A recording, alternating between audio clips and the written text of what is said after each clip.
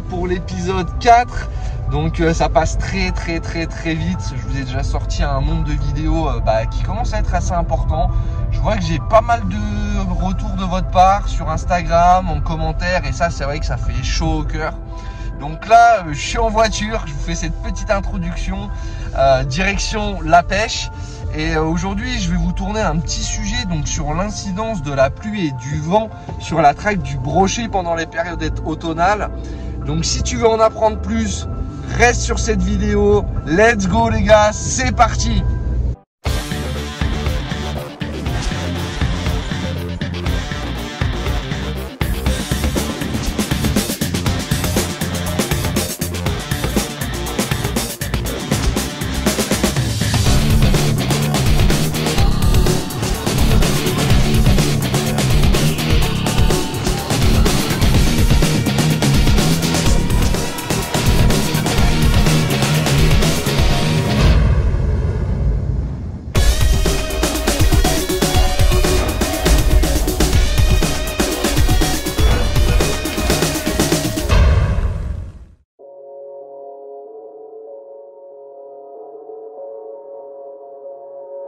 Bon les gars, déjà pour introduire cet épisode, c'est vrai que les périodes automnales, c'est des périodes que tout pêcheur au carnassier attend.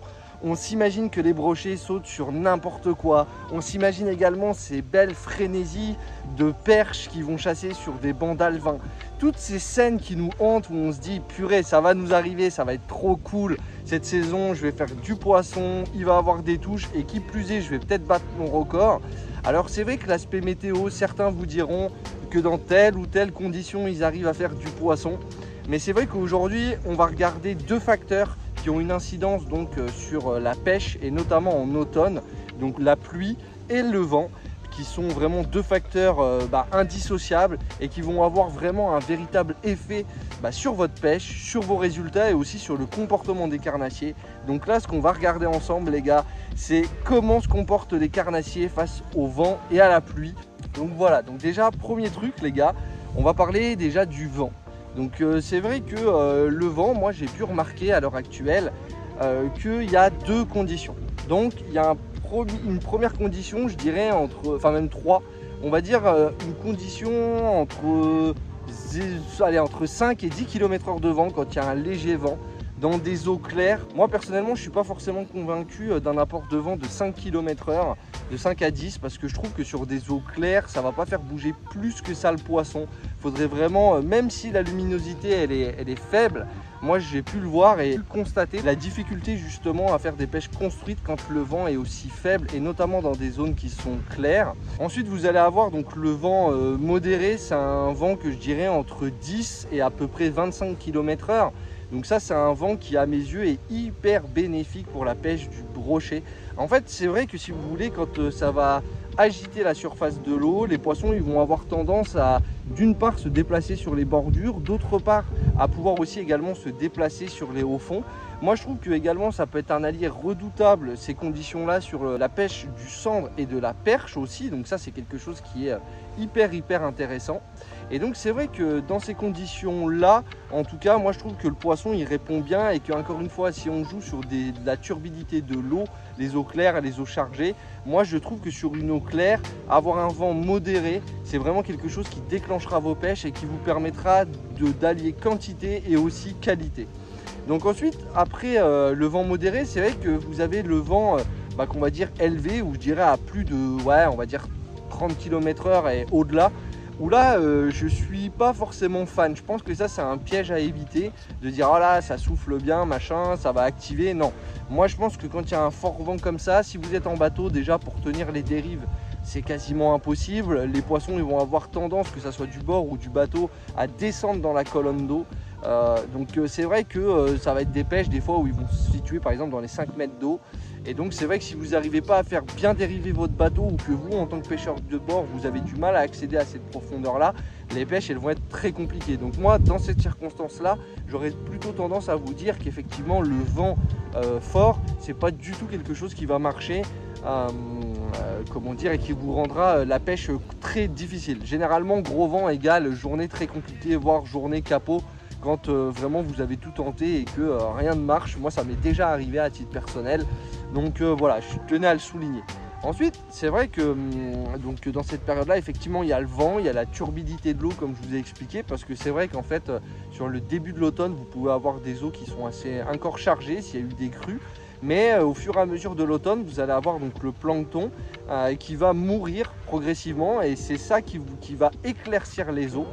Donc ça aussi, il va avoir une incidence pour moi aussi avec la luminosité, parce que c'est vrai que l'automne, ça rime avec deux choses: la baisse de la luminosité et du temps d'ensoleillement, et également la baisse de l'amplitude horaire vis-à-vis des heures de pêche disponibles dans une journée. Donc c'est vrai que là, il va falloir aussi être bon, parce qu'on a quand même moins de temps de pêche. Donc voilà, je pense que ça, c'est déjà des éléments qui sont primordiaux. Maintenant, à cela va s'ajouter la pluie. Donc la pluie, pour moi, il faut distinguer deux types de pluie à deux moments différents. La pluie sur la transition entre la fin de l'été et le début de l'automne, c'est quelque chose qui va vraiment activer les poissons. Et c'est vrai qu'en règle générale, vous allez voir que ça croque dans à peu près tous les sens. Bien sûr, il faudra adapter son leurre et comprendre sur quoi ça marche à l'instant T et le jour J. Mais voilà, en tout cas, c'est quelque chose, la pluie sur le début d'automne et la fin d'été, ça c'est vraiment quelque chose qui marche très bien. Par contre, la pluie, une fois que vous allez passer à peu près mi-automne, jusqu'à la fin de l'automne pour arriver jusqu'à l'hiver, c'est vrai que les eaux, en fait, il y aura déjà une baisse de la température de l'eau qui se sera effectuée à partir d'à peu près mi-septembre. Et donc là, les eaux vont être très froides. Et là, c'est vrai que quand il va y avoir de la pluie en hiver ou sur le milieu fin d'automne, c'est vrai que là, j'aurais tendance à dire que ça peut casser vos pêches. Et que là, mon petit conseil à la limite, ça serait de chercher les heures les plus chaudes de la journée. Donc généralement, un 13h-15h, un 13h-16h, des 10h midi, si vous pouvez, en fonction de comment vous travaillez et surtout du temps que vous avez à dispo. Donc ça, c'est quelque chose qui est hyper important. Aussi, je vous dirais donc qu'avec l'ensemble des éléments que je viens de vous donner, pour aussi parler également de la pêche et puis de ce qui peut faire en tout cas votre réussite. Moi, c'est vrai qu'aujourd'hui, d'habitude je vous filme toujours les images, mais là je vous accorde qu'avec la pluie, les conditions, ça n'a pas été évident. Donc je vais vous mettre deux brochets que j'ai attrapés aujourd'hui.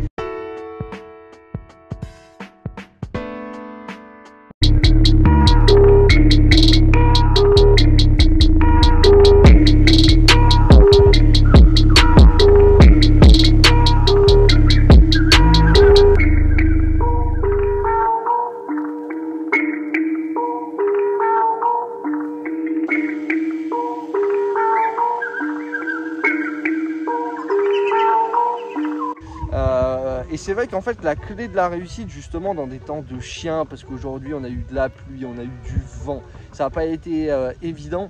Et donc moi aujourd'hui ce qui a marché en fait de mon côté, c'est vraiment l'utilisation de leurres volumineux. Alors quand je dis des leurres volumineux, j'en ai préparé quelques-uns là dans mes boîtes pour vous présenter. Donc déjà moi ce que je vous conseille, c'est des gros shads entre 18 et 25 cm à peu près. Donc voilà, j'ai pas forcément un placement de produit, je suis pas sponsorisé ou quoi, mais dans l'idée je vais vous présenter un Wolf Creek en 20 cm, un leurre qui nage tout seul en linéaire. Vous pouvez lui mettre jusqu'à 30-40 grammes si vous voulez aller chercher très profond. Donc ça, vraiment des leurres entre 18 et 25, un fort paddle qui va brasser de l'eau, et ça va être quelque chose d'hyper intéressant. Donc ça, c'est sur ça aujourd'hui, ce type de leurre que je touche mes deux poissons, pour être transparent avec vous. Ensuite, ce qui va être hyper intéressant, c'est d'utiliser justement des gros swim baits. Donc là, par exemple, je vous ai pris... Oula, non, c'est bien à l'endroit, pardon. Je vous ai pris donc un Balam 245. Donc ça, c'est vrai que c'est un 4x4 pour aller pêcher le brochet. C'est une grosse bouchée. Alors, est-ce que ça sélectionnera? Pas forcément. Vous pouvez toucher aussi des petits poissons quand ils ont faim. Moi, j'ai déjà fait des poissons de 50-60 cm sur ces leurres-là qui font 24 cm et demi, donc ce qui n'est pas négligeable. Mais ça, c'est vrai que ça déplace beaucoup d'eau. Donc, ce que je peux vous montrer aussi, c'est la collaboration entre Ficharo et DRT. Donc, c'est un DRT Jark. Et moi, c'est vraiment quelque chose que j'adore. Petit leurre, honnêtement, qui se lance très bien. Vous pouvez les plomber donc avec des petits John Waite. C'est valable aussi sur le Balam que je viens de vous présenter également. Donc ça, c'est vraiment des leurres, moi, que j'adore. Quelque chose qui marche très bien pendant ces périodes-là. Donc là, vous allez avoir le petit Vision Oneton, moi que j'aime bien utiliser. Alors bien sûr, il faudra enlever le triple ventral, hein. N'oubliez pas que c'est interdit de pêcher avec 3 triples en France, ça c'est hyper important. Un R+2, je ne sais pas si vous allez le voir à la caméra, R+2 ça veut dire qu'il descend à plus de 2 mètres.